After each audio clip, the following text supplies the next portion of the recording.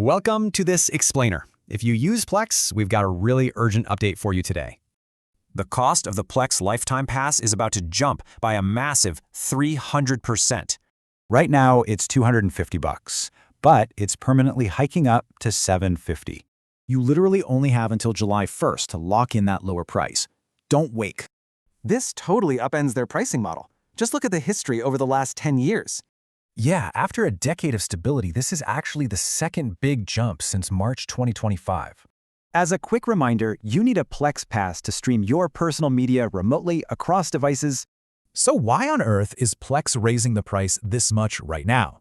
Well, they originally thought about completely killing the Lifetime Pass to focus only on recurring subscriptions.